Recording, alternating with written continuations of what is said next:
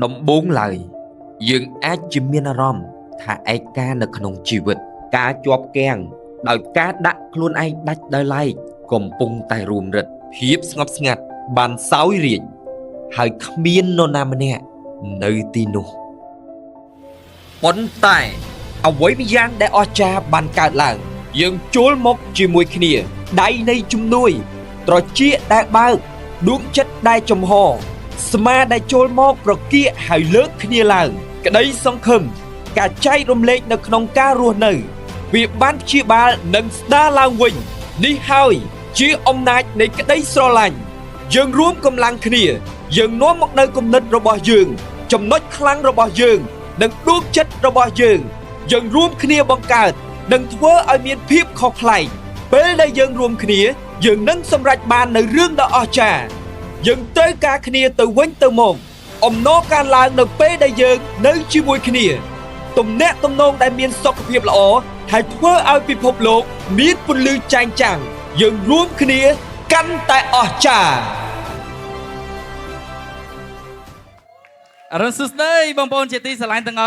So very good morning, beloved people. បាទរំភើបមែនទែនដែលបានឃើញបងប្អូនទាំងអស់គ្នាបានមានវត្តមានចូលរួមជាមួយនឹងពួកយើងនៅក្នុងព្រឹកនេះ And we're so excited to see you all back and joining us this morning. យ៉ាបងប្អូនទាំងអស់គ្នាមួយថ្ងៃមុនយើងបាន celebration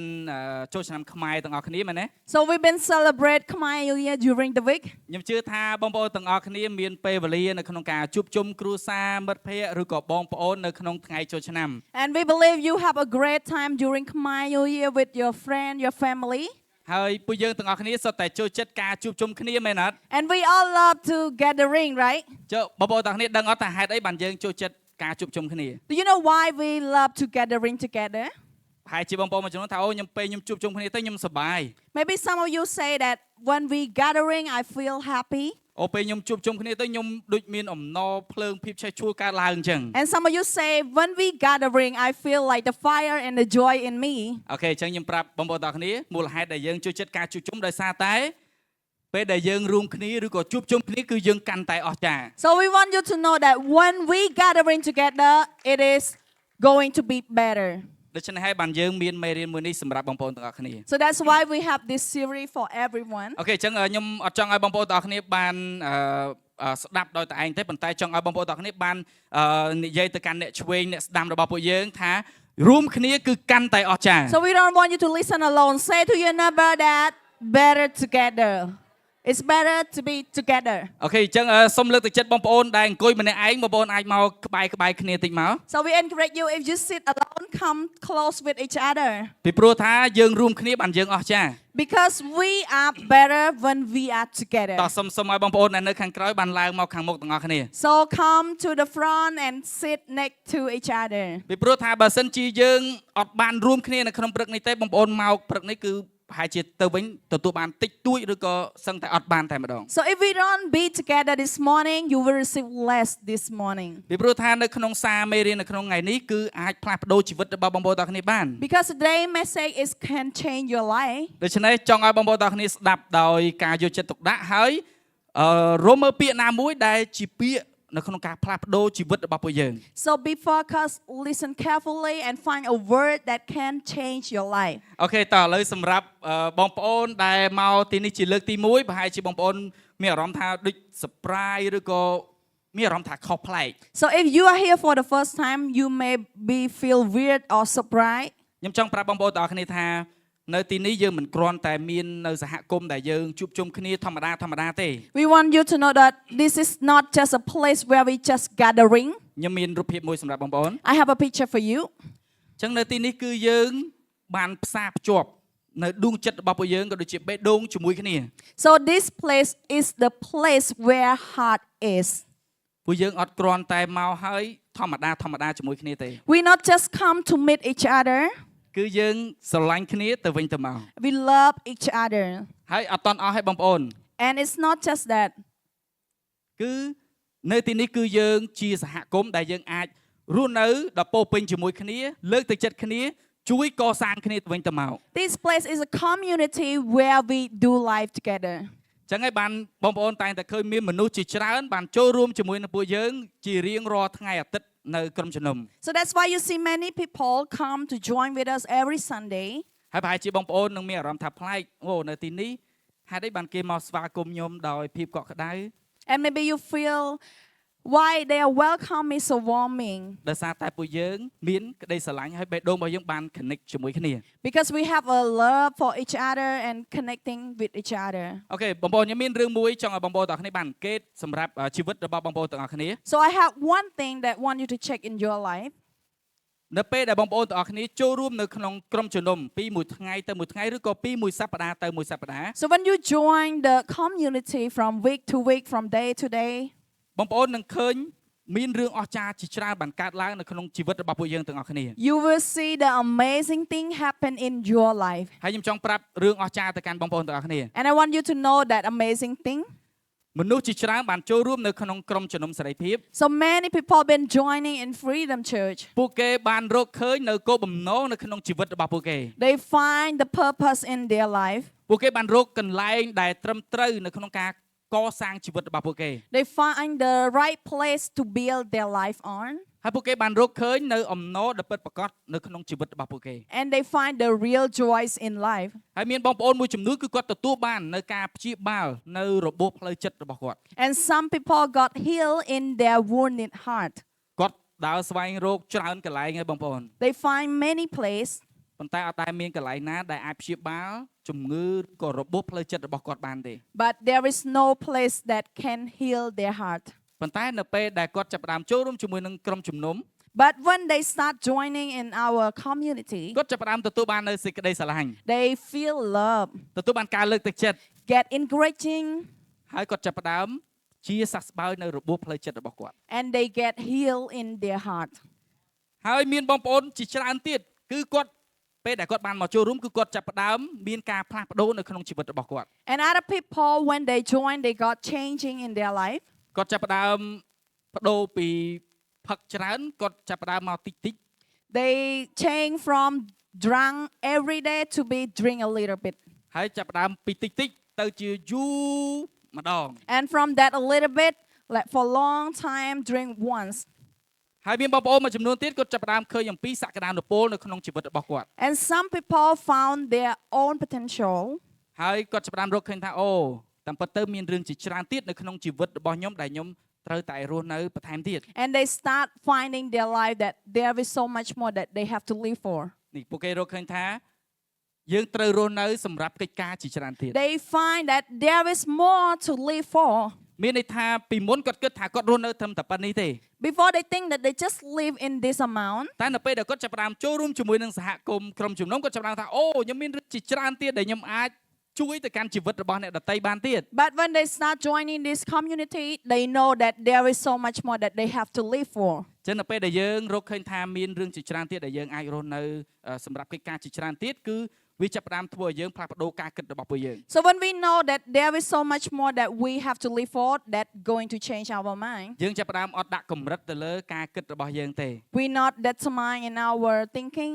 ពីមុនអាចជាយើងគិតថាខ្ញុំរស់នៅសម្រាប់តែខ្លួនឯងទេ Before maybe we think that I just live for my own life. ប៉ុន្តែបន្ទាប់ពីចូលរួមបានមួយរយៈចាប់ផ្ដើមចេះចែករំលែក But after a while, we start sharing, ចេះផ្ដល់ឲ្យ giving. Come on បងប្អូនចូលចិត្តផ្ដល់ឲ្យទាំងអស់គ្នា Do you love giving, everyone? Yeah come on បងប្អូននៅក្រុមជំនុំរបស់ពួកយើងអត់គ្រាន់តែជួបគ្នារៀងរាល់ថ្ងៃអាទិត្យទេក៏យើងមានការជួបជុំគ្នានៅក្នុង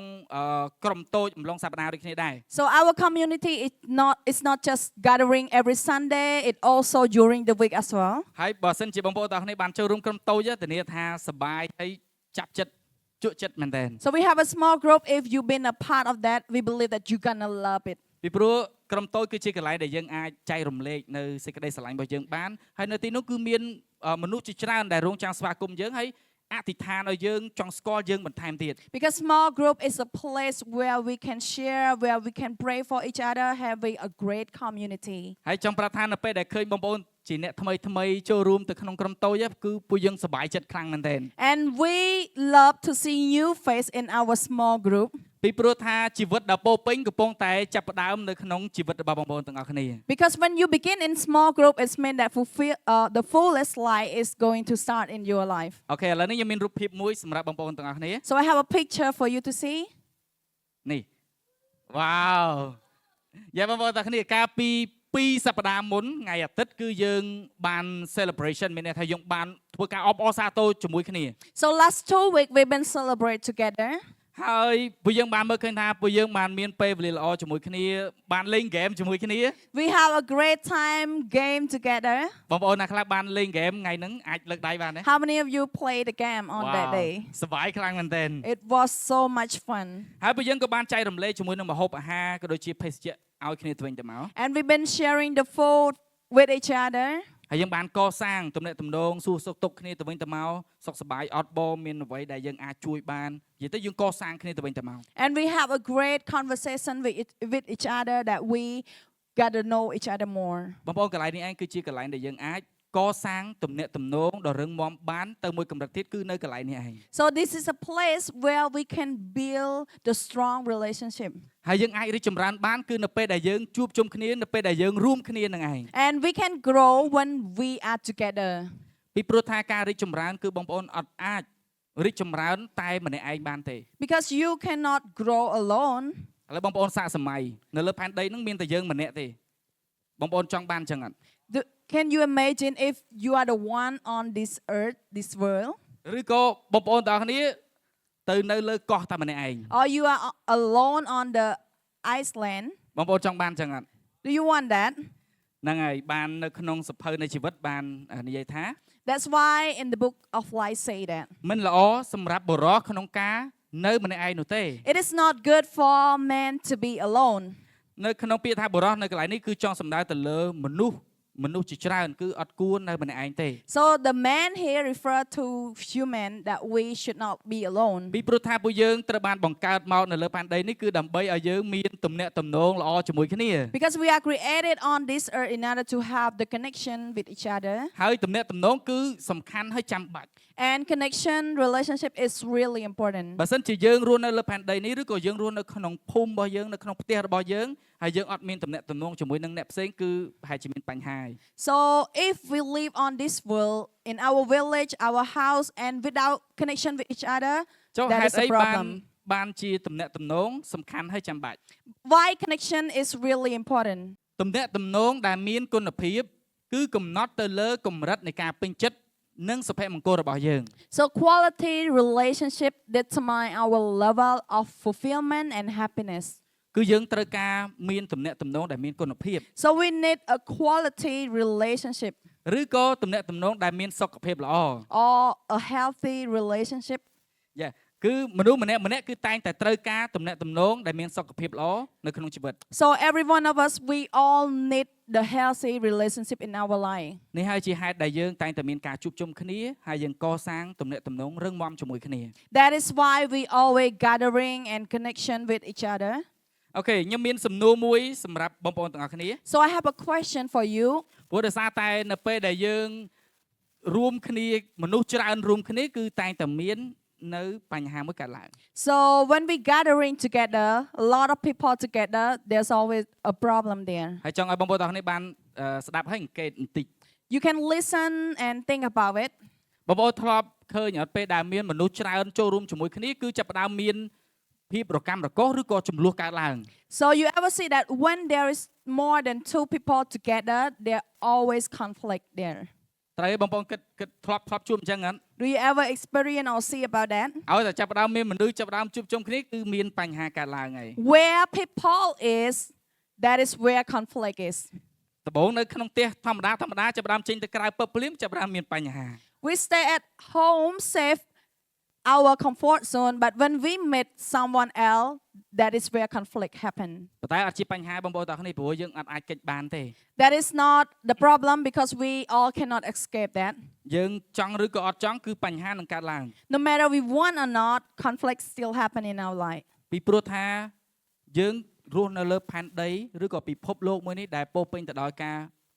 បាក់បែកឬក៏ពោរពេញទៅដោយអំពើបាប So we live on this earth at full of sin and conflicts. អញ្ចឹងយើងនឹងអត់អាចរស់នៅដោយល្អរហូតទេ So that's why we cannot live it fully, perfectly. អាចជាបងប្អូនមួយចំនួនមានបញ្ហាឬក៏មានចំនួននៅកន្លែងការងារ Maybe some of you have the conflict at your workplace. អាចជា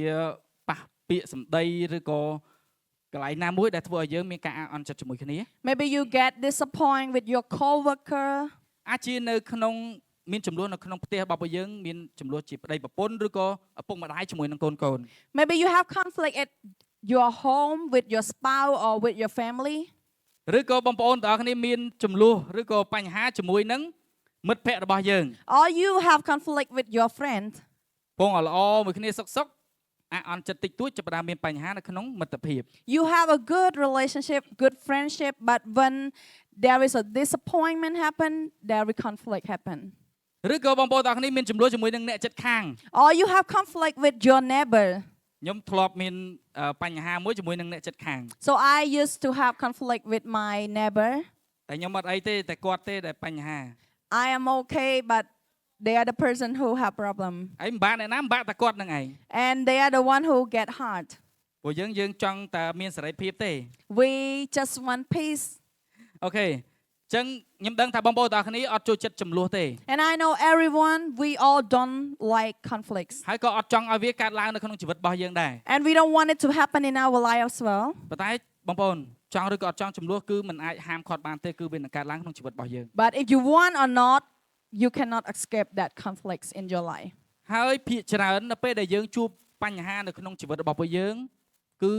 ភាគតិចមែនទែនដែលយើងចង់ដោះស្រាយភាគច្រើនគឺយើងចង់ទុកវាចោលឬក៏គេចពីបញ្ហាហ្នឹង And most of the time, when the conflict happen, we all want to escape it, want to hide ourselves from it. ហើយយើងតែងតែគិតថាអត់អីទេខ្ញុំបំភ្លេចវាចោលទៅមិនអីទេប៉ុណ្ណឹង And we say, it's okay, I just ignore it. ទុកវាក្នុងចិត្តទៅមិនអីទេខ្ជិលនិយាយចេញ I just keep it in my heart. I don't need to say it out. បងប្អូនកន្លែងនេះគឺជាបញ្ហា And that is where the problem is. ប៉ុន្តែក៏ខ្ញុំដឹងដែរបងប្អូនមួយចំនួនក៏ចង់ដោះស្រាយបញ្ហា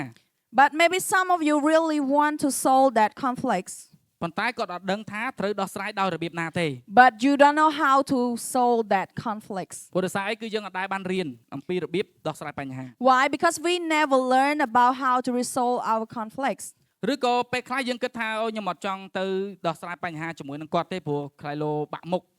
Maybe some of you are afraid to lose your face, so that's why you skip that conflicts. ខ្លាយគេថាអន់ You're afraid to be the low person, ហើយបញ្ហាហ្នឹងអាចកើតឡើងក្នុងអាពាហ៍ពិពាហ៍ដែរបងប្អូន and that is also happen in the marriage. ប្តីនិងប្រពន្ធអន់ចិត្តជាមួយគ្នាអត់និយាយគ្នា The husband and wife get disappointed with each other and don't talk with each other. ព្រោះដោយសារតែពីតូចមកយើងត្រូវបានបង្រៀនថាអ្នកណានិយាយទៅមុនអ្នកនឹងអន់ហើយ Because we've been teach from our childhood that if you speak first, you are the low person. You're gonna lose face. ចង់ប្រាប់ថានឹងគឺជាការកុហកឲ្យបងប្អូន I want you to know that that is a liar. ហើយវាកុហកយើងហើយវាធ្វើឲ្យជីវិតរបស់យើងរស់នៅអត់មានក្តីសុខទេ It lied to our life and it make us not happiness. ហើយយូរទៅអាការលាក់ទុករបស់យើងឬក៏ការគេចវេះរបស់ពួកយើងហ្នឹងវាធ្វើឲ្យយើងคล้ายទៅជាមនុស្សម្នាក់ដែលគេចវេះពីការដោះស្រាយបញ្ហា And from time to time, when you escape, you run away from that conflict, you become the person who run away all the time. ហើយបងប្អូនតែងតែជ្រើសរើសយកជំរើសផ្សេងដូចជាខ្ជិលនិយាយជាមួយម្នាក់ហ្នឹងឈប់និយាយគ្នាទៅ And you choose many way, like stop talking with each other, ហើយចាប់ផ្ដើមទៅរកមិត្តភក្តិថ្មីទៀត and you start finding a new friend. ទៅរកណាគេនិយាយឲ្យរៀងត្រូវចិត្តគ្នា You find someone that can talk and understand about you. បងប្អូនការកសាងទំនាក់ទំនងឬក៏មិត្តភាពដែលរឹងមាំអត់ងាយកសាងបានណាបងប្អូន We want you to know that building a strong relationship is really hard. តម្រាំតែយើងខ្លាយទៅជាមិត្តភក្តិល្អជាមួយគ្នាឬក៏ជាប្តីប្រពន្ធជាមួយគ្នាល្អហ្នឹងគឺត្រូវការពេលយូរមែនទែន It takes so long to become a good friend or a husband and wife. ប៉ុន្តែវាមានមេរោគនៅក្នុងជីវិតរបស់យើងគឺជាការគេចវេះក្នុងការដោះស្រាយបញ្ហា But there is a virus in our life. It is about escape and run away from that conflicts. ហើយការដែលយើងរៀនដោះស្រាយចំនួនគឺជារឿងចាំបាច់ដែលយើងត្រូវតែចេះនៅក្នុងជីវិតរបស់ពួកយើង And learn how to resolve the conflict is the important thing in our life. ពីព្រោះថាវាតែងតែកើតឡើង Because conflict always happen in our life. ដូច្នេះនៅពេលដែលយើងរៀនអំពីរបៀបដោះស្រាយបញ្ហាបានមានន័យថាអាបញ្ហាចំនួន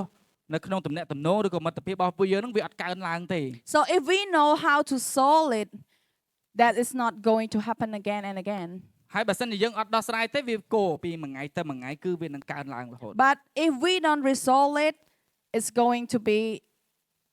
duplicate Yeah. like more and more. ថ្ងៃនេះយើងមានបញ្ហាជាមួយនឹងបុគ្គលទី1 So we have conflict with the first person. ស្អែកបុគ្គលទី The second day, the second person. 2ហើយបន្តមកទៀតបុគ្គលទី1ហ្នឹងតែរឿងទី2 Again, the first person, but another story, អញ្ចឹង another conflict. វាច្រើនទៅថ្ងៃមួយគឺនឹងផ្ទុះហើយ So it's going to be more and more in you. អូខេតោះអញ្ចឹងឥឡូវខ្ញុំនឹងប្រាប់បងប្អូនទាំងអស់គ្នាអំពីរបៀបដោះស្រាយ So we will tell you about how to resolve it. តោះឥឡូវបងប្អូនណាខ្លះចង់ដឹងពីរបៀបដោះស្រាយ So how many of you want to know how to resolve it? អូខេអញ្ចឹងយើងតែងតែមានសម្រួលតើខ្ញុំដោះស្រាយចំនួនដោយរបៀបណា So how do I resolve conflicts? អញ្ចឹងដូចខ្ញុំបាននិយាយមិញអញ្ចឹងគឺបងប្អូនមួយចំនួនមិនមែនចង់គេចវេះទេប៉ុន្តែអត់ដឹងថាត្រូវធ្វើម៉េច As we said that some of you don't want to escape it, but you don't know how to resolve it. ចាំប្រាប់ថាបើសិនជាបងប្អូនអត់ដឹងអំពីរបៀបដោះស្រាយទេបងប្អូននឹងរស់នៅជាមួយនឹងការស្ពាយការអាក់អន់ចិត្តឬក៏ស្ពាយចំនួននឹងទៅតាមយើងរហូត So if you don't know how to resolve it, you're gonna carry that resentment, that disappointed every day. កន្លែងនេះសំខាន់បងប្អូន And it is important here. នៅពេលដែលយើងអត់ដឹងរបៀបដោះស្រាយហើយយើងដាក់វាមួយពេលទៅមួយពេលកាន់តែច្រើនទៅយើងទេគឺជាអ្នកដែលពិបាក So if we don't know how to resolve and we collect it again and again, we are the person who get hurt. ពីមួយថ្ងៃទៅមួយថ្ងៃយើងទៅជាអ្នកដែលដូចមានភ្លើងនៅក្នុងជីវិតរបស់យើងអញ្ចឹង From day to day, we are the person that full of fire. គ្រាន់តែឃើញមុខម្នាក់ហ្នឹងអារម្មណ៍សប្បាយបាត់អលិញ Just seeing the face and you feel all the happiness gone. ដូច្នេះការដែលរក្សាចំនួនឬក៏បញ្ហាឬក៏ភ្លើងនៅក្នុងជីវិតរបស់យើងហ្នឹងគឺជាការមិនល្អទេបងប្អូន So keep and carry your conflict is not good in life. ហើយយើងនឹងរៀនរបៀបដោះស្រាយជាមួយគ្នា And we will learn how to resolve it together. វាតែងតែផ្ដល់នៅផលមិនល្អជាច្រើននៅក្នុងជីវិតរបស់យើងនៅពេលដែលយើងអត់ដោះស្រាយចំនួន There is not a good result if we not resolve it. ប្រហែលជាពេលខ្លះយើងជាបុគ្គលដែលមានលុយច្រើន Maybe we are the person who have a lot of money, ប៉ុន្តែយើងរស់នៅអត់សប្បាយចិត្ត but we live with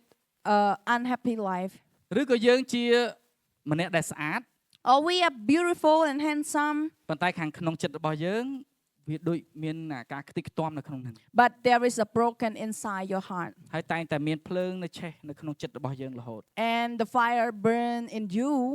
មានន័យថាយើងពិបាកនៅក្នុងការរីករាយ It means that you are hard to be happy. ព្រោះដោយសារតែមានមនុស្សដែល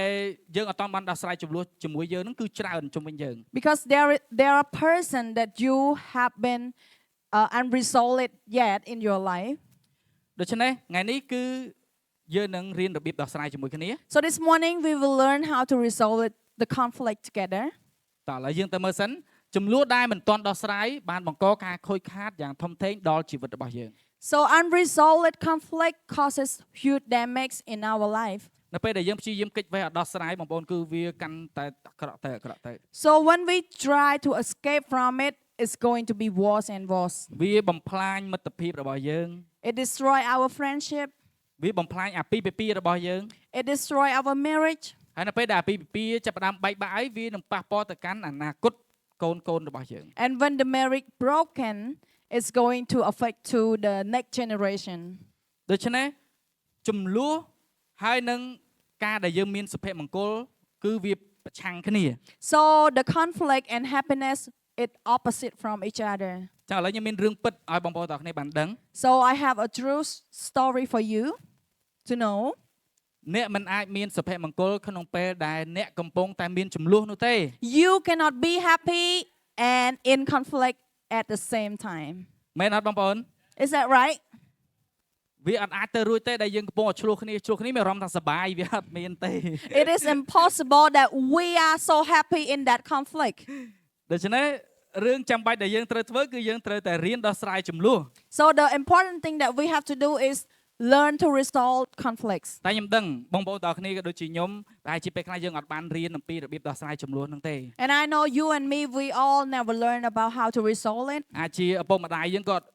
អត់បានបរិញ្ញានៅកន្លែងហ្នឹងឲ្យមកកាន់យើងទេ Maybe our parents never teach about that. ឬក៏ទៅសាលារៀនក៏យើងអត់ដែរបានរៀនពីរបៀបដោះស្រាយបញ្ហាហ្នឹងដែរ Or we go to school, they never teach about how to resolve conflict. ប៉ុន្តែដំណឹងល្អនោះគឺ But the good news is គឺអត់យឺតពេកទេយើងអាចចាប់ផ្ដើមរៀនពីថ្ងៃនេះបាន It's not too late. We can learn it from today. តោះឥឡូវផ្ដោតជាមួយគ្នាបន្ថែមទៀត So stay focused with us. អូខេនៅមួយខ្ញុំបងប្អូនគ្នា Come on តើការដោះស្រាយចំនួនជាអ្វី So what is conflict resolution? ឥឡូវយើងទៅមើលសិន Let's have a look here. ការដោះស្រាយចំនួនគឺជាមធ្យោបាយតែមួយសម្រាប់មនុស្សពីរនាក់ឬក៏ច្រើននាក់ដើម្បីស្វែងរកដំណោះស្រាយដោយសន្តិវិធីចំពោះការមិនចុះសម្រុងគ្នានៅក្នុងចំណោមពួកគេ So a way for two or more people to find a peaceful solution to a disagreement among them. អូខេឥឡូវចាត់ទុកថាអ្នកទាំងអស់គ្នាឥឡូវនេះគឺគេហៅថាបញ្ហា0ឥឡូវហ្នឹងណា So imagine that we have zero conflict ឬក៏ problem. នៅក្នុងជីវិតរបស់យើងឥឡូវនេះកំពុងតែមានរឿងល្អមិនតាន់មានចំនួនអីកើតឡើងទេ Or our life is doing well. We have a good news in our life. ឬបងប្អូនទាំងអស់គ្នាជាហ្ស៊ីលជាក្មេងៗគេថាអូខ្ញុំដូចមិនតាន់ជួបបញ្ហាមិនតាន់ជួបចំនួនអីទេអញ្ចឹងខ្ញុំមិនបាច់តាន់រៀនតែដឹងបង Or maybe you are a youth or zeal. You say that I don't have any conflict yet. I don't need to learn. តែបងប្អូនអាចជៀសបានទេ But you cannot escape that. តិចទៀតបងប្អូននឹងជួបហើយ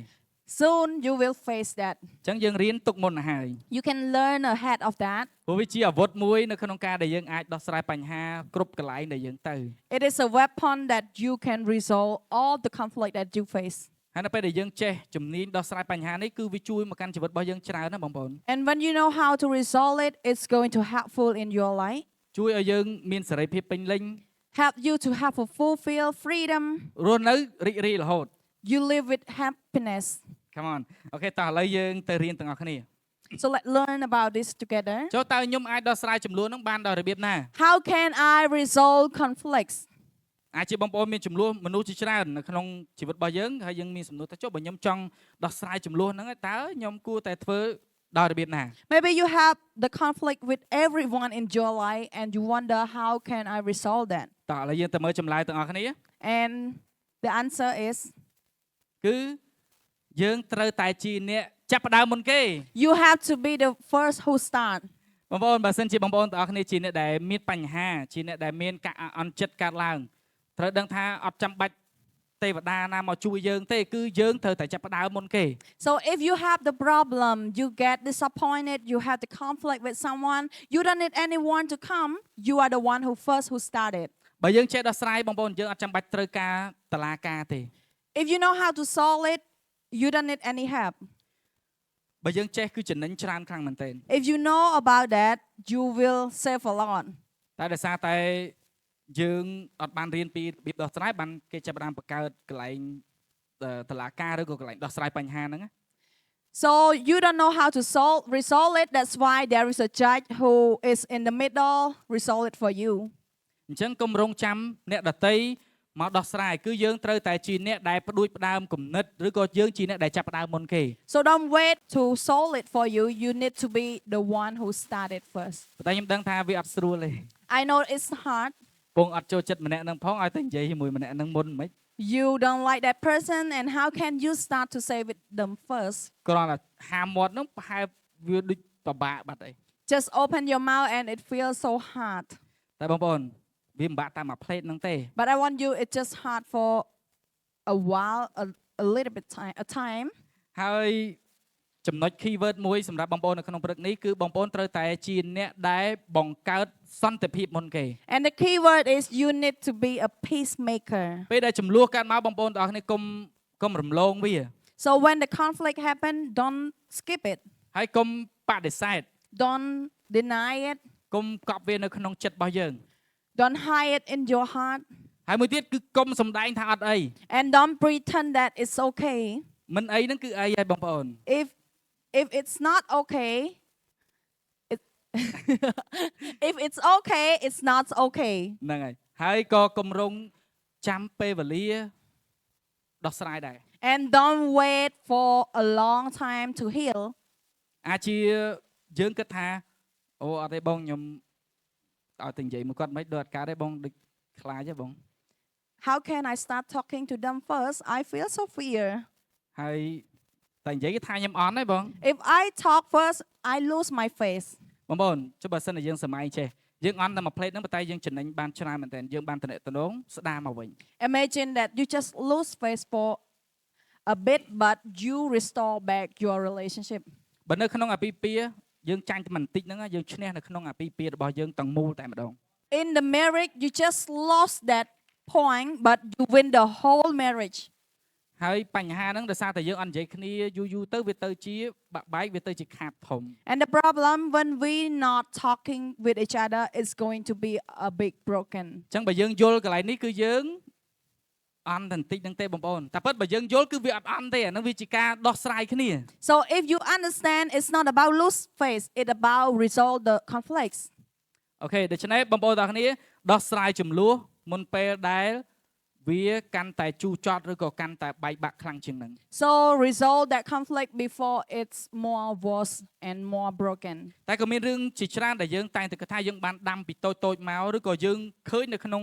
social media គេថាអូអត់អីទុកយូរទៅភ្លេចហើយ Or maybe we have learned that you just forget it when the time take long, the time will heal that. នឹងគេថាហ្នឹងដែលយើងឮគេថាគេ when life hurt something heal អញ្ចឹងណា That we used to hear that when life hurt, that heal. like when life hurt ស៊ីមរៀប heal ពេលដែលយើង អាហ្នឹងបានតែមួយ plate ទេបងប្អូន It's just for a while when life hurt something here. It's just for a while. បានតែមួយ plate យើងទៅស៊ីមរៀបហ្នឹងទេមកដល់បាត់ដំបងវិញលើសដើម If you say that Siem Reap will heal, you just heal it in Siem Reap, but when you back to Battambang, you're gonna hurt again. ការពិតគឺពេលវេលាអត់បានដោះស្រាយអីទាំងអស់ Actually, time doesn't heal anything. អត់បានព្យាបាលរបួសផ្លូវចិត្តយើងទេ It is not resolve or heal our heart. យើងទុកកាន់តែយូរគឺវាកាន់តែជូរចត់វាកាន់តែអាក្រក់ទៅ The long we keep it in our heart, the worse it get. ឥឡូវខ្ញុំឧទាហរណ៍បងប្អូនទាំងអស់គ្នាស្រួលយល់ So we have an example បើ for you សិន to ជាបងប្អូនទាំងអស់គ្នា understand. គិតថាពេលវេលាទុកឲ្យពេលវេលាជាអ្នកដោះស្រាយទៅ So if you think that the time will heal, ឥឡូវបងប្អូនចាប់ផ្ដើមមានជំងឺរបួសជើង you Hold get on then. you get a wound in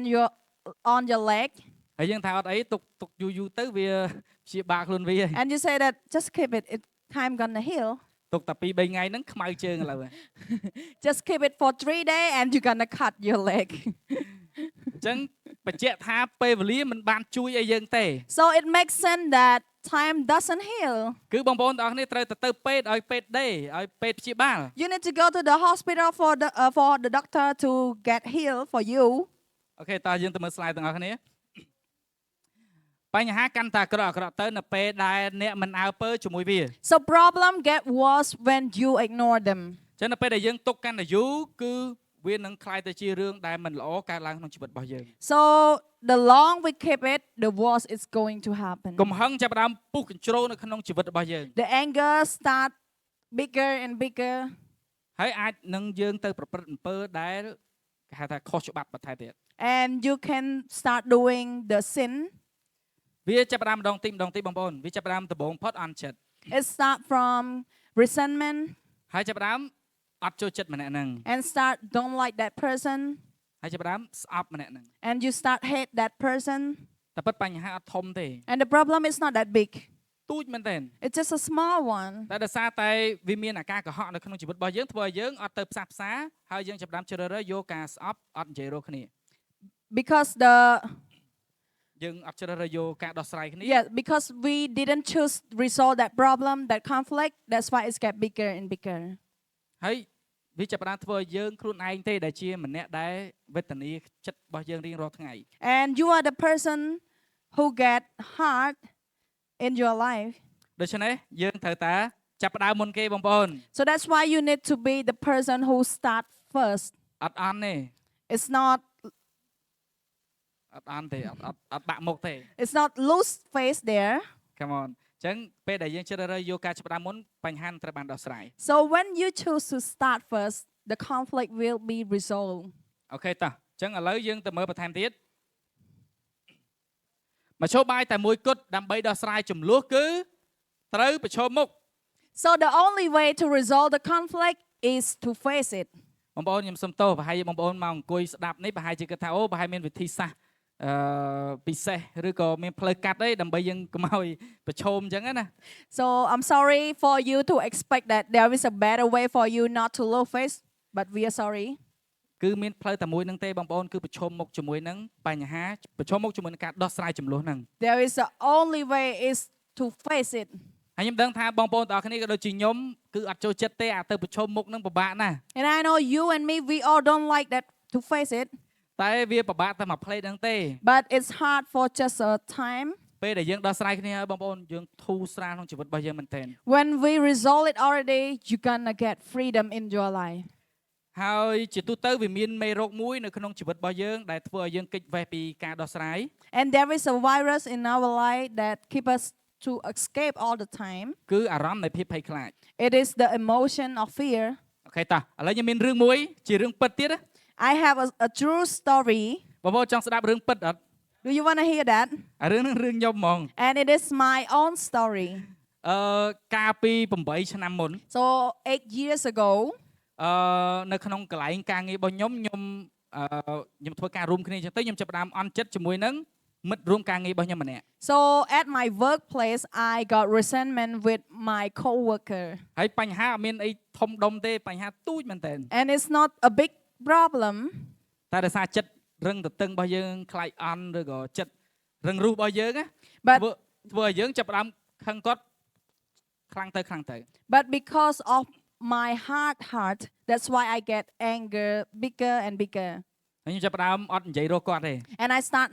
stop talking to him. សឹកចិត្តឆាតមួយគ្នារឿងតែឆាតតែការងារទៀត I only text him with the work. ហើយពីមួយថ្ងៃទៅមួយថ្ងៃឲ្យតែខ្ញុំឃើញមុខគាត់ខ្ញុំដើរគេចហ្មង And every day when I see his face, I escape. I run away. តែនិយាយពាក្យសួស្ដីក៏ខ្ញុំអត់និយាយដែរ I don't even say hello. ហើយខ្ញុំមិនដឹងថាបងប្អូនទាំងគ្នាដូចខ្ញុំអត់ទេឧទាហរណ៍យើងកំពុងសបាយយើងក៏ឃើញមុខគាត់ដើរមកភ្លាមអាសបាយនោះធ្លាក់អស់សូន្យហ្មង And I don't know if you are like me when we are so joyful, but when we see the face of that person, ធ្លាប់អត់បងប្ it's អូន all ធ្លាប់អញ្ចឹងអត់ gone. You ever experience that? និយាយទៅគឺពិបាកមែនទេពេលហ្នឹងពងសបាយនិយាយគ្នាសើចក្អាកក្អាយឃើញគាត់ដើរមកភ្លាមវាបាត់អស់លេង And I feel so hard when I am so joyful, but I see that person, it all gone. ប៉ុន្តែបងប្អូននៅមិនអត់គឺគាត់ល្អមែនទេ That person is a good person, ហើយគាត់អ្នកក្នុងក្រុមជំនុំយើងណា and he is a person who in our church. គាត់អត់គេចពីបញ្ហាហ្នឹងទេគឺគាត់តែងតែព្យាយាមមកដោះស្រាយមួយខ្ញុំរហូត He didn't escape that conflict. He always come to resolve it. គាត់ឆាតមកខ្ញុំថាមានពេលអត់គាត់ចង់និយាយជាមួយគាត់ចង់សួរនាំអីចឹងណាក្រៃលោកអន់ចិត្តមួយគាត់រឿងអីចឹងណា He texts me and he asks me if I get any disappointment at him. ប៉ុន្តែខ្ញុំគេចពីគាត់រហូតខ្ញុំអត់អូខេមួយគាត់ទេ But I always escape from him. បងប្អូនដឹងថាមកពីហេតុអីអត់ Do you know why? ដោយសារតែខ្ញុំមានភាពភ័យខ្លាច Because I have fear. ខ្ញុំមានភាពភ័យខ្លាចក្នុងការប្រឈមហើយដោះស្រាយមួយគាត់ I have fear to face it and resolve it. តែពិតគាត់អត់អីទេអីខ្ញុំតា Actually, he's okay. Only me that I'm not okay. ពីមួយថ្ងៃទៅមួយថ្ងៃវេទនាតែខ្លួនឯងដើរតែគេចពីគេរហូត And I got worse and worse to escape from that person. ដល់ថ្ងៃមួយវាគេចអត់កើតដោយសារអង្គុយធ្វើការវាទល់មុខគ្នា And វាគេចអត់កើត one day I cannot escape because the table that we work is in front of each other. មួយថ្ងៃក្រោយមកខ្ញុំក៏ចាប់ផ្ដើមអូខេមួយគាត់ខ្ញុំជួបគាត់ So many days after that, I met him ភាសាខ្ញុំហត់ដែរហ្នឹង because I feel tired of escape from him. ហើយពេលហ្នឹងគឺយើងចាប់ផ្ដើមបើកជាមួយគ្នានៅក្នុងការនិយាយអំពីរឿងរ៉ាវដែលកើតឡើងការយល់ច្រឡំផ្សេង And we start open our heart talking with each other about what happened. ហើយដល់ពេលរោមុខឃើញទៅអាបញ្ហានោះទូច And we find that problem is just a small one. អញ្ចឹងក៏យើងចាប់ផ្ដើមនិយាយសុំទោសទៅកាន់គ្នាទៅវិញទៅមកហើយយើងបានអត់អន់ទោសឲ្យគ្នាទៅវិញទៅមក And we start say sorry to each other and forgive each other from that time. ហើយគាត់និយាយហើយភ្លាមអូសប្បាយចិត្តខ្លាំងមែនទែន And after we forgive each other, I feel so freedom. រស់នៅវាដូចអាសេរីភាពនោះពេញលេញក្នុងជីវិតរបស់យើងហ្មងដើរទៅណាក៏សើចបានដែរ Excited and I can walk anywhere with a smile. ហើយចាប់ពីថ្ងៃហ្នឹងមកគឺខ្ញុំមានទំនាក់ទំនងជាមួយគាត់គឺកាន់តែស្និទ្ធជាងមុនទៀត And from that day, we have a closer relationship with each other. អញ្ចឹងអ្វីដែលខ្ញុំកាលហ្នឹងខ្ញុំទៅចូលក្រុមជំនុំដំបងឯងបងប្អូនហើយអ្វីដែលខ្ញុំរៀនបានខ្ញុំស្រឡាញ់របៀបឬក៏អត្តចរិតដែល គាត់ដោះស្រាយបញ្ហាជាមួយយើងណា And that is a time that I just joined the church and I love the way how he resolved the conflict, ក that ន្លែង conflict. កន្លែងណាដែលខ្ញុំមានអារម្មណ៍ថាវ៉ាវអស្ចារ្យមែនទែនបើសិននៅខាងក្រៅគឺពិបាកធ្វើបងប្អូន And that is how I feel so amazing. If we are outside, we are not there to face it. អូខេអញ្ចឹងឥឡូវយើងឃើញមុខហើយណាគឺបញ្ហាបន្ទាប់មួយទៀតគឺភាពភ័យខ្លាចនៅក្នុងចិត្តឬក៏អារម្មណ៍របស់យើង So we find that it is about the fear in our heart. អញ្ចឹងអ្វីដែលយើងត្រូវធ្វើគឺយើងត្រូវតែដោះស្រាយជាមួយនឹងភាពភ័យខ្លាចនៃចំនួនរបស់យើងអាភាពភ័យខ្លាចនេះយើងត្រូវដោះស្រាយជាមួយវា So what we need to do is you have to deal with your fear of conflicts. បងប្អូនជាច្រើនតែនិយាយថាខ្ញុំចង់ដោះស្រាយប៉ុន្តែខ្ញុំខ្លាចអញ្ចេះខ្ញុំខ្លាចអញ្ចោះខ្ញុំខ្លាចបាក់មុខអញ្ចេះខ្ញុំខ្លាចបាក់មុខអញ្ចោះ Some of you say that I want to resolve it, but I afraid of this, of that, of that. បើសិនជាបងប្អូនទាំងគ្នាចង់បានសេរីភាពពេញលេញយើងអាចជៀសអំពីការដោះស្រាយបញ្ហានឹងបានទេ So if you want a real freedom, you cannot escape to resolve it. ឥឡូវយើងទៅមើលថាហេតុអីបានយើងខ្លាចជាមួយនឹងអារម្មណ៍របស់យើងនៅក្នុងការដោះស្រាយចំនួន So why we afraid? ហេតុអីបានយើងខ្លាច Why we afraid of conflicts? គឺយើងខ្លាចនៅក្នុងការដោះស្រាយចំនួនឬក៏ដោះស្រាយជាមួយនឹងអារម្មណ៍របស់យើង Because we are afraid of dealing with our emotion. វាបញ្ហាធំបំផុតគឺនៅក្នុងអារម្មណ៍របស់យើង The big problem is in our emotion. ពីព្រោះយើងធំធាត់មកជាមួយនឹងការបង្រៀនអាចពីមនុស្សជុំវិញខ្លួនយើងឬក៏ពីឪពុកម្ដាយរបស់យើង Because we are growing up with the lesson that been teach that. ទៅដោះស្រាយផ្លេចចោលទៅរស់នៅលាក់វាទុកក្នុងចិត្តទៅវាលេងអីហី You don't need to speak it out. You just hide it and live, forget it. អន់ចិត្តជាមួយនឹងប្តីឬក៏ប្រពន្ធបាញ់និយាយទេទុកនឹងទៅយូរទៅផ្លេចហើយ You disappoint with your spouse. You don't need to say. You just keep it and later on you're gonna forget it. ទុកឲ្យពេលវេលាដោះស្រាយ Let the time heal that. អញ្ចឹងមិនពេលវេលាអត់មានបានដោះស្រាយទេអញ្ចឹងកុំទុក As you heard, that time is not going to heal, so don't keep it. អូខេអញ្ចឹងយើងទៅមើលអំពីផលប៉ះពាល់វាគឺជាការភ័យខ្លាចដែលរារាំងអ្នកពីទំនាក់ទំនងដ៏ស៊ីជម្រៅទៅកាន់មនុស្សដែលអ្នកស្រឡាញ់ It is fear that keep you from connecting at the deepest level with those you love. កន្លែងនេះឯងបងប្អូនវាបំផ្លាញអ្នកដែលយើងស្រឡាញ់មក It destroy us,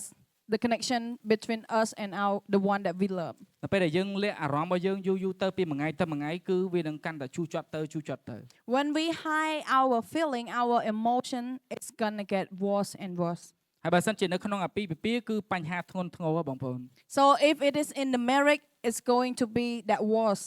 បើសិនជាបងប្អូនទាំងគ្នាជាប្តីប្រពន្ធដែលនៅក្នុងបន្ទប់មួយនេះខ្ញុំលើកទឹកចិត្តថាបើសិនជាមានបញ្ហាគឺត្រូវតែឆាប់និយាយគ្នា So if you are the husband and wife in this room, if you have the problem, the conflict, resolve it with each other. ឆាប់ធ្វើការសុំទោសគ្នាទៅវិញទៅមក Face it and sorry to each other. វាអត់មានការបាក់មុខវាអត់មានការអន់អីទេគឺយើងដោះស្រាយគ្នាបងប្អូន There is no losing face or anything. It is about resolve that conflicts. តែបើយើងអត់ធ្វើទេបងប្អូនវានឹងចាប់ផ្ដើមធ្វើឲ្យយើងចាប់ផ្ដើមរក្សាគម្លាតជាមួយគ្នា But if we don't do it, we gonna keep ourselves keep distance from each other. ហើយភាពមិនស្និទ្ធស្នាលវាចាប់ផ្ដើមកើតឡើង And we not close with each other anymore. យូរយើងនឹងខ្លាយទៅជាការបាក់បែកនៅក្នុងអាពាហ៍ពិពាហ៍ And later on, it's going to become a broken marriage. ហើយតែពេលយើងបាក់បែកខ្ញុំអត់ហ៊ានសម័យបងប្អូនវានឹងអាក្រក់មែនតើ And when the marriage broken, it's going to be that worse that we never imagined. ឬក៏នៅក្នុងមិត្តភាពរបស់បងប្អូនទាំងគ្នាធ្លាប់តែជាមិត្តចិត្តស្និទ្ធស្រឡាញ់គ្នាតែចាប់ផ្ដើមមានការអន់ចិត្តតិចតួចវាចាប់ផ្ដើមធ្វើឲ្យយើងឃ្លាតគ្នាឆ្ងាយខ្លាំងមែនតើ Or in your friendship, you close with each other, but when there is a resentment, you start being away from each other. ដូច្នេះយើងត្រូវតែដោះស្រាយជាមួយនឹងភាពភ័យខ្លាចរបស់យើងនៅក្នុងខ្លួនរបស់យើង So that's why we need to deal with our fear to resolve that conflicts. ចុះយើងធ្វើម៉េចដើម្បីយើងដោះស្រាយជាមួយអាភាពភ័យខ្លាចហ្នឹង So how can we resolve it, that fear? យើងដឹងហើយថាភាពភ័យខ្លាចគឺជាមេរោគនៅក្នុងអារម្មណ៍របស់យើងដែលយើងត្រូវតែដោះស្រាយ As we know that fear is a virus in our emotion. ឥឡូវខ្ញុំប្រាប់ពីកលឹះឬក៏ចំណុចមួយដែលបងប្អូនត្រូវការដើម្បីដោះស្រាយជាមួយវា So let me tell you the key to resolve that. អូខេអញ្ចឹងអ្វីដែលយើងត្រូវការ So what we need, គឺភាពក្លាហាន it is courageous. អញ្ចឹងនៅក្នុងនេះគឺបាននិយាយថាមានតែមនុស្សក្លាហានទេដែលអាចដោះស្រាយចំនួនបាន Only courageous people resolve conflicts. មនុស្សកំសាកមិនដែលដោះស្រាយចំនួនទេគឺពួកគេតែងតែដើរចេញពីចំនួន Coward never resolve conflicts. They walk away from it. អញ្ចឹងបងប្អូនអ្វីដែលបងប្អូនត្រូវការគឺភាពក្លាហាន So what you need, it is the courage. ចុះធ្វើម៉េចដើម្បីយើងបានភាពក្លាហាន So how can we get that courage? អាចជាពេលខ្លះយើងគិតថានិយាយស្រួលភាពក្លាហានស្រួលតែពេលធ្វើពិបាកបង Maybe you say that it is easy to say courage, but when we do it, it's so hard. អូខេតោះអញ្ចឹងខ្ញុំនឹងប្រាប់បងប្អូនទាំងគ្នាថាតើនៅកន្លែងណាដើម្បីយើងអាចបានភាពក្លាហានហ្នឹង Let me tell you, where can you get all those courage? ភាពក្លាហានគឺយើងនឹងទទួលបានពីព្រះ So we can get that courage from God. អញ្ចឹងព្រះអង្គនឹងប្រទានឲ្យយើងនៅវិញ្ញាណនៃឫទ្ធានុភាពសេចក្តីស្រឡាញ់និងការដាក់វិន័យនៅលើខ្លួនឯង So He will give us a spirit of power, love, and self-discipline. អញ្ចឹងបងប្អូនចាប់ផ្ដើមមានសំណួរទៀតហើយចុះធ្វើម៉េចខ្ញុំទទួលបានពីព្រះនឹងបាន So you start question again, how can I receive that from God? ឥឡូវយើងដឹងហើយបញ្ហាគឺភាពភ័យខ្លាចនៃអារម្មណ៍របស់យើង So the problem is our fear in emotion. អ្វីដែលយើងត្រូវការគឺភាពក្លាហាន What we need is courageous. ហើយដើម្បីយើងបានភាពក្លាហានគឺយើងត្រូវទទួលបានពីព្រះ So to receive that courage, we have to receive it from God. អញ្ចឹងដើម្បីយើងអាចបានគឺបងប្អូនទាំងគ្នាទទួលយកព្រះដាក់នៅក្នុងជីវិតរបស់បងប្អូនទាំងគ្នា So you can receive it when you have God in your life. ហើយអញ្ជើញឲ្យទ្រង់បានចូលមកក្នុងជីវិតរបស់យើងដើម្បីយើងអាចបាននៅឫទ្ធានុភាពសេចក្តីស្រឡាញ់និងការដាក់វិន័យនៅលើខ្លួនឯង Invite Him to come into your life so that you have the power, the love, and self-discipline. នៅពេលដែលយើងមានព្រះនៅក្នុងជីវិតរបស់បងប្អូនទាំងគ្នាព្រះអង្គបានមានព្រះបន្ទូលថាព្រះអង្គមិនដែលឲ្យវិញ្ញាណនៃភាពភ័យខ្លាចមកកាន់យើងទេ So when you have God in your life, He said that He never give you the spirit of fear. ហើយក៏ព្រះអង្គមិនឲ្យយើងខ្លាចទៅជាមនុស្សកំសាកដែរ And He's not bring us to become a coward person. ប៉ុន្តែទ្រង់នឹងបំពេញយើងដោយអំណាចដោយសេចក្តីស្រឡាញ់ But He will fulfill us with the power and love. អញ្ចឹងបងប្អូនអាចមើលបានចំណុចមួយសំខាន់ជាងគេនៅក្នុង3ចំណុចនេះគឺសេចក្តីស្រឡាញ់ So the important one is love. ចុះហេតុអីបានសេចក្តីស្រឡាញ់សំខាន់ជាងគេ So why love is the most important one? តោះសេចក្តីស្រឡាញ់យកឈ្នះលើភាពភ័យខ្លាច Love overcome fear. អញ្ចឹងនៅពេលដែលបងប្អូនទាំងអស់គ្នាមានសេចក្តីស្រឡាញ់គឺបងប្អូនទាំងអស់គ្នាអាចយកឈ្នះជាមួយនឹងភាពភ័យខ្លាចបាន So when you have love, you can overcome all of those fear. ដោយដែលយើងបានដឹងអញ្ចឹងអាការដែលយើងនិយាយចេញមកនោះវាពិបាកដោយសារអីដោយសារតែយើងអត់មានសេចក្តីស្រឡាញ់នឹងឯង As we said that what we speaking out is really hard. Why it's hard? Because we don't have love. អញ្ចឹងនៅពេលដែលយើងមាននៅសេចក្តីស្រឡាញ់គឺវាអត់ពិបាកទេ But when we have love, it's not that hard for us. ដោយមិត្តភក្តិរបស់ខ្ញុំម្នាក់ដែលខ្ញុំបានលើកមកអញ្ចឹងគឺដោយសារតែគាត់មានក្តីស្រឡាញ់បានគាត់តាមដោះស្រាយមកខ្ញុំហើយគាត់អត់ពិបាកទេ Like I mentioned my friend that he has love. That's why he tried to resolve it with me. អញ្ចឹងឥឡូវខ្ញុំឲ្យបងប្អូនទាំងគ្នាចូលទៅឮនៅសាច់រឿងមួយ So I want you to hear about a story. ថាហេតុអីបានសេចក្តីស្រឡាញ់សំខាន់ Why love is important. ប្រហែលជាបងប្អូនទាំងគ្នាធ្លាប់បានឃើញនៅក្នុងទូរទស្សន៍ឬក៏ឃើញនៅក្នុង Facebook Maybe you used to see it on Facebook or TV. ឃើញមានបុគ្គលម្នាក់គាត់រត់ចូលទៅក្នុងភ្លើងអាគារដែលកំពុងតែឆេះភ្លើង There is a person who ran into a building that full of fire. ហើយប្រហែលយើងគាត់ថាមិនចឹង And we think, why is that? មិនបានរត់ចូលទៅគ្រោះថ្នាក់ដល់ជីវិតណា Why you run into that building is going to be damaged. ប៉ុន្តែយើងសួរថាចុះមានអ្វីនៅក្នុងខ្លួនរបស់គាត់ដែលធ្វើឲ្យគាត់មានភាពក្លាហាននៅក្នុងការរត់ចូលទៅក្នុងអាគារមួយហ្នឹង Can we think what is inside of him? That's why he ran into that building. ពេលដែលគាត់ចេញមកវិញគឺគាត់ចេញមកជាមួយនឹងកូនក្មេងម្នាក់ And he came out of that building with a baby. អញ្ចឹងបងប្អូនអាចមើលឃើញបានថាបើសិនជាគាត់អត់មានសេចក្តីស្រឡាញ់គឺគាត់អត់អាចធ្វើអាហ្នឹងបានទេ You can see that if he don't have love, he cannot do that. អញ្ចឹងសេចក្តីស្រឡាញ់ធ្វើឲ្យគាត់មានភាពក្លាហាននៅក្នុងការធ្វើវា So because of love, that's why bring him courage to do it. ធ្វើរឿងដែលយើងខ្លាច Do what we afraid of. ហើយមិនធម្មតាបងប្អូនភ្លើងឆេះអាគារគឺធំមែនតើ So the fire in the building is a really big one. តែដោយសារតែសេចក្តីស្រឡាញ់គឺគាត់មានភាពក្លាហានគ្រប់គ្រាន់នៅក្នុងការធ្វើវា But because of love, he has courage to do it. អូខេយើងទៅមើលទៀតនៅពេលដែលយើងមានសេចក្តី នៅពេលដែលសេចក្តីស្រឡាញ់របស់អ្នកធំជាងភាពភ័យខ្លាចរបស់អ្នកនឹងធ្វើអ្វីដែលអ្នកខ្លាចនៅក្នុងការធ្វើ So when your love is greater than your fear, you will do things that you are afraid to do. អញ្ចឹងសេចក្តីស្រឡាញ់គឺនាំឲ្យយើងមានភាពក្លាហាន So love brings us courage, ហើយវាមានអំណាចទេបងប្អូន and it has a power. មានអំណាចនៅក្នុងការផ្សះផ្សាទំនាក់ទំនងរបស់យើង It has a power to restore our relationship, ផ្សះផ្សាអាពាហ៍ពិពាហ៍របស់យើង restore our marriage, ដោះស្រាយគ្រប់ចំនួនទាំងអស់ resolve all the conflicts. ដូច្នេះមុនពេលដែលយើងទៅដោះស្រាយចំនួនឬក៏ដោះស្រាយបញ្ហាណាមួយយើងត្រូវតែមាននៅសេចក្តីស្រឡាញ់ហើយមាននៅភាពក្លាហាននឹងជាមុនសិន So before we go and resolve any conflict, we have to be love and courage first. អូខេអញ្ចឹងហើយបានយើងត្រូវការសេចក្តីស្រឡាញ់ពីព្រះ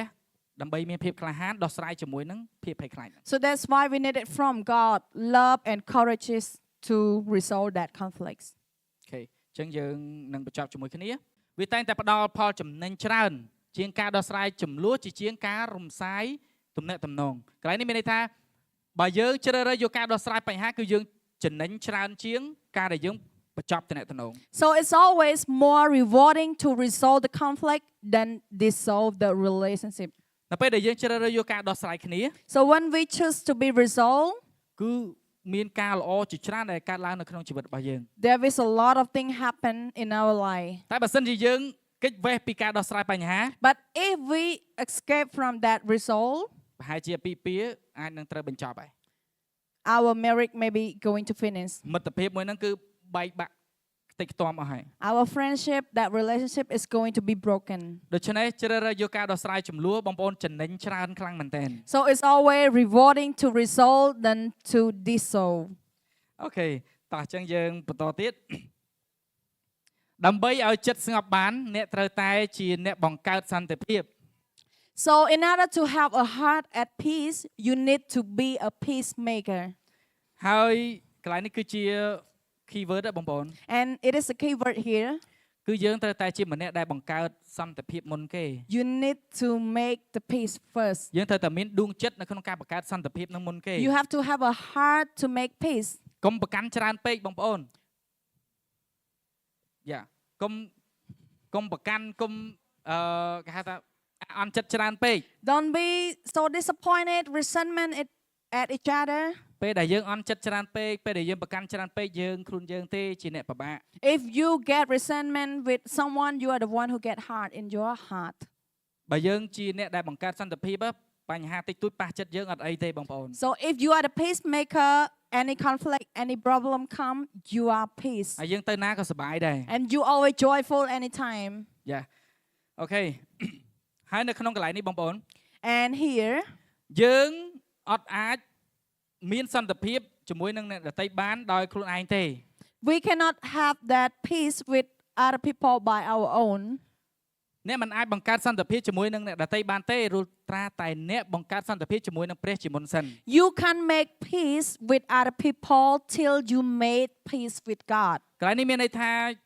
យើងមិនអាចធ្វើវាដោយខ្លួនឯងបានទេយើងត្រូវការព្រះនៅក្នុងជីវិតរបស់យើងដើម្បីយើងអាចធ្វើកិច្ចការនឹងបាន It means that we cannot do it by our own. We need God to do it in our life. អូខេអញ្ចឹងបងប្អូនដឹងហើយដើម្បីយើងមានសន្តិភាពជាមួយព្រះបានប្រហែលជាបងប្អូនមួយចំនួនធ្លាប់បានគិតពីដើមមកតាមឪពុកម្ដាយជីដូនជីតាមកថាអូខ្ញុំត្រូវតែធ្វើល្អខ្ញុំត្រូវតែសែននេះឬក៏ថ្វាយក្បាលជ្រូកមាន់អីចឹងទៅ And maybe some of you think that if I want peace with God, I need to offer something to God in order to get that peace. ប៉ុន្តែព្រះអង្គអត់ចង់បានកិច្ចការទាំងអស់ហ្នឹងទេ But God doesn't want all of those. ព្រះអង្គជាព្រះព្រះអង្គមានគ្រប់យ៉ាងអស់ហើយ He is a God. He has everything. ព្រះអង្គមានចង់បានជ្រូកខ្វៃឬក៏មាន់ដុតអីរបស់យើងទេ He doesn't want any pork or chicken. ចុះសំណួរសួរថាចុះព្រះអង្គចង់បានអីគេ So the question, what God wants, អញ្ចឹងអ្វីដែលព្រះអង្គចង់បានគឺមានតែមួយគត់គឺចង់ឲ្យយើងស្ដាប់តាមការណែនាំ នៃការរស់នៅរបស់ព្រះយេស៊ូវ What he want, he just want us to follow Jesus' instruction. នៅពេលដែលយើងស្ដាប់តាមការណែនាំរបស់ព្រះយេស៊ូវគឺយើងនឹងទទួលបាននូវជីវិតដែលពោរពេញហើយយើងរស់នៅជាមួយនឹងជីវិតដែលមានសេរីភាពពេញលេញ So when we follow Jesus' instruction, we're gonna live a fullest life. ហើយពេលហ្នឹងហើយដែលយើងអាចក្លាយទៅជាអ្នកដែលបង្កើតសន្តិភាពជាមួយនឹងព្រះបាន And that is where we can become the peacemaker with God. អញ្ចឹងយើងចាប់ផ្ដើមមានសំណួរទៀតចុះខ្ញុំធ្វើម៉េចដើម្បីខ្ញុំអាចទទួលបានកិច្ចការទាំងអស់ហ្នឹងទទួលបានសន្តិភាពជាមួយព្រះបាន And maybe we start question again, how can I have that peace with God? ងាយៗបងប្អូន It's easy. គឺបងប្អូនបើកចិត្តហើយទទួលយកព្រះយេស៊ូវដាក់នៅក្នុងជីវិត Just open your heart and receive Jesus in your life. ពេលហ្នឹងឯងដែលព្រះអង្គអាចធ្វើការនៅក្នុងជីវិតរបស់បងប្អូនទាំងអស់គ្នាបាន That is the time that God can work in your life. អូខេអញ្ចឹងខ្ញុំគិតថាសារនៅក្នុងថ្ងៃនេះនឹងជួយទៅកាន់ជីវិតរបស់បងប្អូនទាំងអស់គ្នា And I believe the message this morning helped to your life. អញ្ចឹងយើងនឹងមាននៅសេចក្តីស្រឡាញ់ So we will have love. ហើយសេចក្តីស្រឡាញ់នាំឲ្យយើងនឹងមានភាពក្លាហាន And love bring us courageous ដើម្បីយើងទៅដោះស្រាយជាមួយនឹងភាពភ័យខ្លាចនៅក្នុងជីវិតរបស់យើង to resolve that conflict, that fear in our life. ហើយយើងចាប់ផ្ដើមចូលទៅក្នុងការដោះស្រាយបញ្ហា And that bring us into resolve the អ conflicts. ញ្ចឹងនេះគឺជាផ្លូវបងប្អូនទាំងអស់គ្នា And that is the way ដើម្បីយើងអាចរួមគ្នាកាន់តែអស់ចាបានគឺយើងត្រូវតែដោះស្រាយជាមួយនឹងចំនួនឬក៏បញ្ហានឹងឯង So in order to be to get better together, we need to resolve the conflict យើ first. ងមិនអាចរួមគ្នាហើយបញ្ហារកម្មរកោសនៅក្នុងនឹងទេ We cannot be together and the problem, the conflict together. បើយើងមានបញ្ហាយើងមានចំនួនមិនអស់ចាទេបងប្អូន If we have conflict, that is not going to be better. រួមគ្នាកាន់តែអស់ចាគឺនៅពេលដែលយើងរួមគ្នាហើយយើងរីករាយមានអំណរជាមួយគ្នា Better together, it means that we are together full of joy, happiness, growing. អូខេតោះអញ្ចឹងចង់ឲ្យបងប្អូនទាំងអស់គ្នាបានចំណាយពេលវេលាមួយនេះផ្ទាល់ខ្លួនសម្រាប់បងប្អូនទាំងអស់គ្នា So we want you to spend this moment with yourself. សូមឲ្យបងប្អូនទាំងអស់គ្នាបានបិទភ្នែកហើយចំណាយពេលវេលាមួយនេះផ្ទាល់ខ្លួន You can close your eye and spend that moment for yourself. ប្រហែលជាថ្ងៃនេះគឺជាថ្ងៃដំបូងឬក៏ជាថ្ងៃទី1ដែលបងប្អូនទាំងអស់គ្នាបានមានអារម្មណ៍ថាអូខ្ញុំចាប់ផ្ដើមកត់សម្គាល់បានហើយជាបញ្ហារបស់ខ្ញុំ Maybe this is the first day that you recognize that is my problem. បើសិនជាខ្ញុំអត់បានឮសារនៅក្នុងថ្ងៃនេះទេប្រហែលជាខ្ញុំអត់ដឹងថានឹងគឺជាបញ្ហារបស់ខ្ញុំទេ If I don't hear the message this morning, maybe I don't know that is my problem. ហើយថ្ងៃនេះព្រះអង្គបានបើកបង្ហាញអំពីរបៀបនៅក្នុងការដោះស្រាយចំនួនទៅកាន់បងប្អូនទាំងគ្នា And this morning, God has shown you the way how to resolve that conflicts. ប្រហែលជាមិនបាញ់មិញបងប្អូនបានគិតឃើញអំពីបញ្ហាឬក៏ចំនួនជាច្រើនដែលបងប្អូនអត់ទាន់បានដោះស្រាយ Maybe you have recognized about a lot of conflict that you've been dissolved yet. ហើយវាធ្វើឲ្យជីវិតបងប្អូនទាំងគ្នារស់នៅជាមួយនឹងការដែលមិនអាចរីករាយបានពេញលេញ And it make you live in an unhappy life. ហើយបងប្អូនពិតជាចង់បានសេរីភាពចេញពីកន្លែងហ្នឹង And you want that freedom to leave that place. ប៉ុន្តែមាននៅវិញ្ញាណនៃភាពភ័យខ្លាចវិញ្ញាណនៃការគេចវេះដែលធ្វើឲ្យបងប្អូនទាំងគ្នាមិនអាចទទួលកន្លែងហ្នឹងបាន But there is a spirit of fear that to keep you running away from it. ហើយវាតែងតែចូលមកដើម្បីរារាំងយើងមិនឲ្យមានសេរីភាពពេញលេញប៉ុន្តែថ្ងៃនេះ But this morning, ព្រះអង្គចង់ឲ្យបងប្អូនទាំងអស់គ្នានៅសេចក្តីស្រឡាញ់ដ៏ហូរហៀ God want to give you the fullest love. ឲ្យនៅភាពក្លាហានដ៏មានអំណាច He want to give you the courage, the power ដើម្បីយកឈ្នះជាមួយនឹងភាពភ័យខ្លាចហ្នឹង to overcome that fear. ចង់បងប្អូនទាំងគ្នាបានប្រកាសនៅក្នុងចិត្តរបស់ខ្លួនឯងបណ្ដេញចេញរកភាពភ័យខ្លាចដែលកំពុងតែលងបន្លាចអ្នកទាំងគ្នានៅក្នុងព្រឹកនេះ So we want you to declare in your life all the fear that is in you. នៅពេលដែលភាពភ័យខ្លាចហ្នឹងបានបាត់ពីជីវិតបងប្អូនទាំងគ្នាទ្រង់នឹងបង្កើតសន្តិភាពនៅក្នុងជីវិតបងប្អូនទាំងគ្នាបាន So when fear is not there, that is where God going to make peace. ហើយផ្លូវតែមួយគត់ដើម្បីយើងអាចបង្កើតសន្តិភាពជាមួយនឹងទ្រង់បានគឺយើងទទួលយកទ្រង់ដាក់នៅក្នុងជីវិតរបស់យើង And the only way to make peace with him is to accept him in your life. ដូច្នេះសម្រាប់បងប្អូនដែលចង់បើកចិត្តហើយទទួលយកព្រះយេស៊ូវដាក់នៅក្នុងជីវិតនៅក្នុងព្រឹកនេះ So if you want to open your heart and receive Jesus in your life this morning, ចង់បានសេរីភាពពេញលេញ you want the full freedom, ចង់បានសេចក្តីស្រឡាញ់ដ៏ហូរហៀនិងភាពក្លាហាន you want the love and courageous, សូមបានអធិដ្ឋាន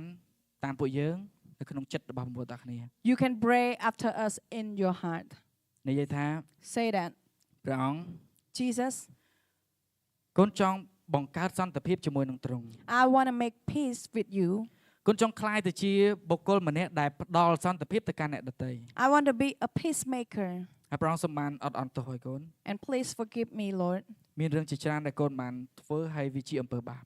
There is a lot of things that I've been done and it is a sin. ហើយថ្ងៃនេះ And today, កូនចង់រស់នៅជាមួយនឹងសេរីភាព I want to live with freedom. ខ្ញុំចង់ក្លាយជាកូនរបស់ទ្រង់ហើយដើរតាមទ្រង់ I want to become your child and follow you. ហើយពេលនេះ And now ខ្ញុំសូមបើកជីវិតសម្រាប់ទ្រង់ I open my heart, my life for you. សូមទ្រង់បានបំពេញកូនដោយសេចក្តីស្រឡាញ់របស់ទ្រង់ Please fulfill me with your love ហើយដឹកនាំកូន and lead me. សូមទ្រង់បានយាងមក Please come ហើយដឹកនាំកូន and lead me. អូខេបើសិនជាបងប្អូនទាំងអស់គ្នាបានអធិដ្ឋានបងប្អូនអាចលើកដៃជាសញ្ញាបានថាបងប្អូនចង់បានព្រះយេស៊ូវនៅក្នុងជីវិត So if you've been pray this prayer, you can raise your hand as a sign that you want him in your life. ព្រះអង្គតែងតែនៅទីនេះហើយចង់រួមដំណើរជាមួយនឹងជីវិតរបស់បងប្អូនទាំងអស់គ្នា He's always here and want to have a journey with you. ព្រះអង្គចង់ឲ្យសេរីភាពពេញលេញទៅកាន់ជីវិតបងប្អូនទាំងអស់គ្នា He want to give you the real freedom. ដូច្នេះបើសិនជាបងប្អូនសម្រេចចិត្តទទួលយកទ្រង់នៅក្នុងជីវិតសូមបានលើកដៃជាសញ្ញា So if you accept him this morning, raise your hand as a sign. ចាប់ផ្ដើមពីថ្ងៃនេះ Start from today. ព្រះអង្គរងចាំអ្នកទាំងអស់គ្នា He waiting for you. Amen Amen Amen. អូខេ come on យ៉ាបើសិនជាបងប្អូនទាំងអស់គ្នាបានអធិដ្ឋានមុនហ្នឹងឬក៏បានលើកដៃមុនហ្នឹងព្រោះយើងចង់អបអរសាទរសម្រាប់បងប្អូនទាំងអស់គ្នា So if you've been raise your hand, we want to celebrate with you. ពីព្រោះថានឹងមានរឿងអស្ចារ្យជាច្រើននឹងកើតឡើងក្នុងជីវិតបងប្អូនទាំងអស់គ្នា Because there is amazing thing going to happen in your life. ហើយបងប្អូនទាំងអស់គ្នានឹងរស់នៅជាមួយនឹងសេរីភាពពេញលេញ And you're gonna live with the fullest freedom. មានជីវិតដែលពោរពេញ There is a fullest life. Come on អបអរសាទរសម្រាប់បងប្អូនទាំងអស់គ្នា So we want to celebrate with you. អូខេ come on អរគុណបងប្អូនទាំងអស់គ្នាសម្រាប់ថ្ងៃនេះដែលយើងរៀនជាមួយគ្នាអំពីរបៀបដោះស្រាយជម្លោះ So as you heard about how to resolve the conflicts, ហើយយើងជឿថាបន្ទាប់ពីនេះគឺយើងនឹងរួមគ្នាគឺកាន់តែអស្ចារ្យជាមួយគ្នា and we resolve that conflict and we're going to be better បង together. ប្អូនអាចនិយាយមកកាន់ខ្លួនឯងបាន You can say to yourself, យើងឈប់រស់នៅជាមួយនឹងការលាក់អារម្មណ៍លាក់នៅបញ្ហានឹងទៀតហើយ stop living that hiding your emotion ហើយយើងចាប់ផ្ដើមរស់នៅជាមួយនឹងសេរីភាព and we live with freedom together. រស់នៅជាមួយនឹងសុភមង្គលឬក៏សេចក្តីសុខផ្លូវចិត្តដ៏ពិតប្រាកដ Living with the real freedom, the real happiness in your life. អរគុណបងប្អូនទាំងគ្នាសូមព្រះប្រទានពរ Thank you. God bless you all.